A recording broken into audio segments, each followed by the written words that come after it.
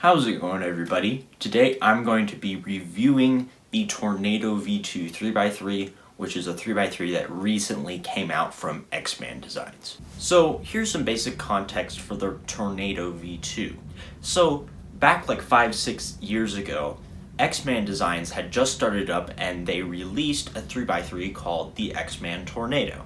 And it was very different from other 3x3s at the time. I don't own it, but I've heard lots of things about it, and it was quite unique from what I heard. And it was basically the last Chi brand 3x3 before the Valk 3, so you could say it sort of influenced the Valk 3, which is obviously a very legendary cube. So I actually predicted that this cube would come out this year back in my cube predictions for 2021 video. So yay, I got that right. Although this is a successor to the Tornado V1 in name only. It really isn't that similar to it from what I've heard about the Tornado. It doesn't look anything like it, and it's been a lot of years since that came out, so it does make sense they would want to change it up. Although I kind of wish that some of these companies, instead of constantly making new releases and like complete sequels, would do a bit more in terms of remasters, I'm using like a video game term here, but anyways, like, you know, taking an older cube, like a much older cube, you know, just tweaking the design a little bit, adding magnets, just doing little tweaks to it and releasing it, because a lot of these older cubes, their designs are really good. They just would probably need a bit of an upgrade in magnets and maybe coming in stickerless, because a lot of cubes like 5-6 years ago didn't come in stickerless because it was just becoming legal in the WCA. But that's a whole nother discussion for another day, and I'm just rambling at this point, so ramble mode off. So the Tornado V2 comes in this very nice box with the design of the cube on it. This is very premium looking, very GAN-esque, and you can see where a lot of this cube's GAN comparisons come from. Of course, there's more factors besides just the box and like the packaging and everything, but yeah. So inside the box, there is the cube in this nice little like stand box thingy. There's a little box of accessories, which we'll get to, and there's also a cube bag. Now I want to talk about this cube bag because it's actually kind of interesting. Some cube bags like the GAN one and the one that came with the Guhong V4, the Dian one, they were a bit more like cloth material and soft, I want to say. This one is like, seems like it would be more waterproof, and this is a weird comparison, but it's almost like the stuff that balloons are made of, but a little thicker. But like, you'd have to really feel it to understand what I'm talking about, but it's not really like a cloth material. So inside the accessory box, we have a cube pamphlet. Now this is a pretty big cube pamphlet. It has a tutorial for solving a 3x3, both in Chinese and English, and then it has a CFOC algorithm sheet on the other side. And then there's this nice little like card with, you know, the sort of credit card material type thing, and it has a bit about the designer of the cube. This is another GAN comparison coming in here because GAN has cards like these in their flagships. And then there's this little cleaning cloth, which I haven't even opened because I have other cleaning cloths.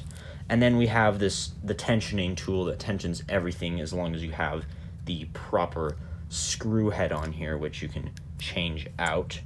And then you can also hold them in here or something like that. Yeah, you can put all three of these in this thing. And I think there's also magnets in here. So as you can see, a very common theme with this cube is that it looks very premium, the package is very premium, it comes with a lot of premium things, it has a lot of premium features, but whether it is actually premium performance, well, we're going to get to that. So some quick specs about this cube. This cube is $25 on thecubicle.com, but less if you use discount code Nathan5, which I would really appreciate. It is 55 millimeters across, and it weighs 72 grams. So pretty small and pretty light for a 3x3, not like insane anymore now that we have cubes like the Guhong V4 and the recent GAN cubes coming out that are really, really light, but still definitely a drawing point for this. Like, that'll attract some people that want a smaller and lighter 3x3.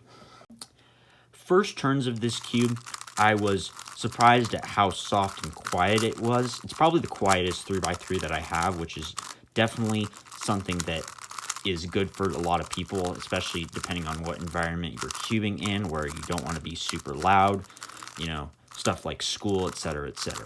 I really like the feel of this cube. It's very soft and light and quiet, and it all sort of combines together to give a pretty premium feeling. So that is very, very nice. It's moderately fast, it's not overly fast or anything like that.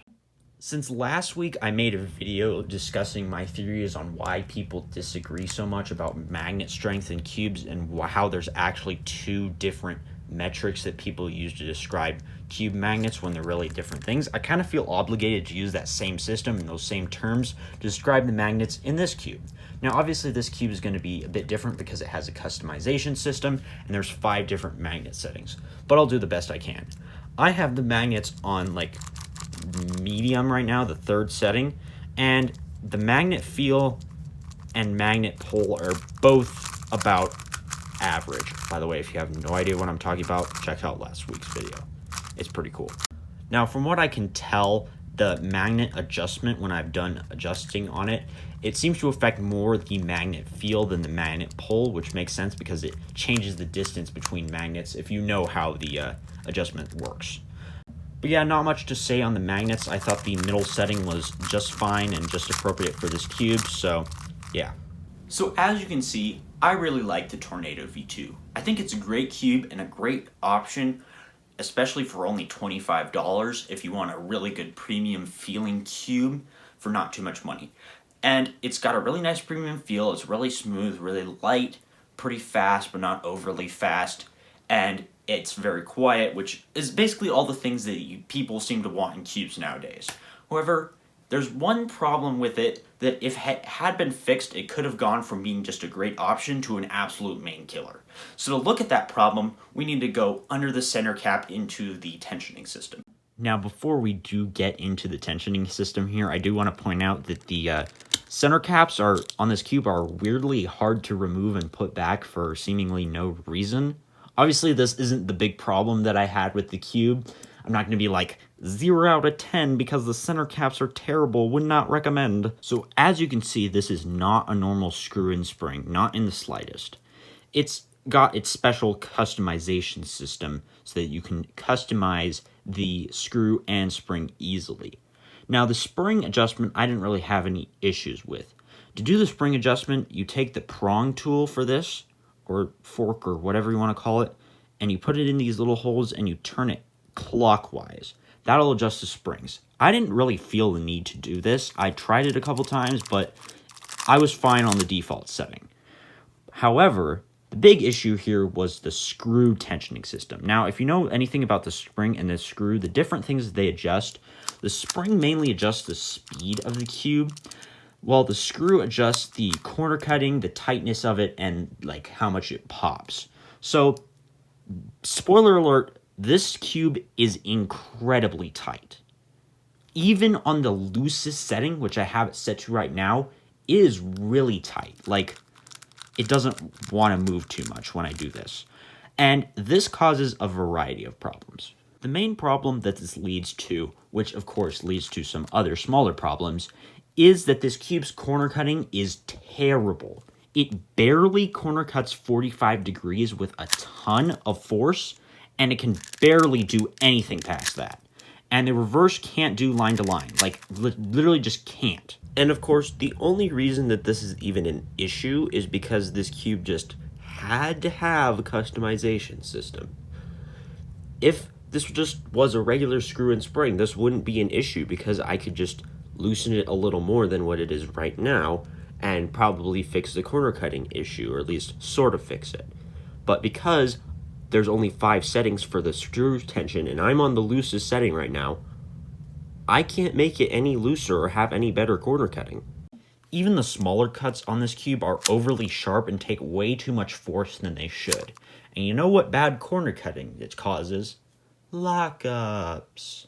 Now, even when I relax and don't turn super aggressively, these lockups still happen occasionally, which is never a good thing. They especially happen on algorithms during the last layer, and I did some PLL time attacks on this cube, and a lot of times it was a struggle. I was constantly locking up.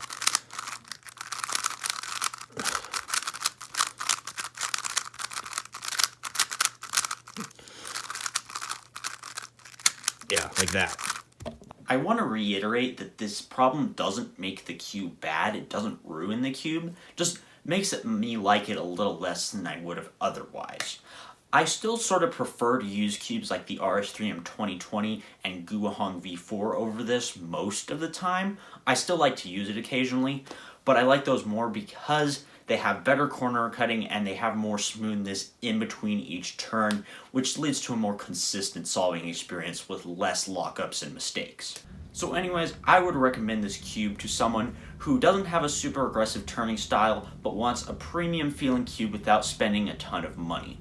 And if you are planning on ordering this cube, I would really appreciate it if you did it from thecubicle.com and use discount code Nathan5 for 5% off to support me. I know I sound like an ad right now, but I really do appreciate it when you guys use the discount code. It helps me stay in good favor with the Cubicle, and it's just a really good way to show that you watch my channel, and it's really cool to see people use it, you know? But anyways, guys, I think that's going to do it for today's video. I really hope you enjoyed this video. I know I enjoyed making it. One thing I want to note is that this cube came in a package with like a bunch of other cubes and some other things from the Cubicle that I bought recently. And so this is basically the first out of that package that I made videos on. I'm planning to make videos on a lot of the stuff in that package, so please stay tuned for that. There's going to be some awesome videos coming up, like a video about FTO and a video about the MGC Square 1 and all those sorts of awesome things. So anyways, I will see you guys later.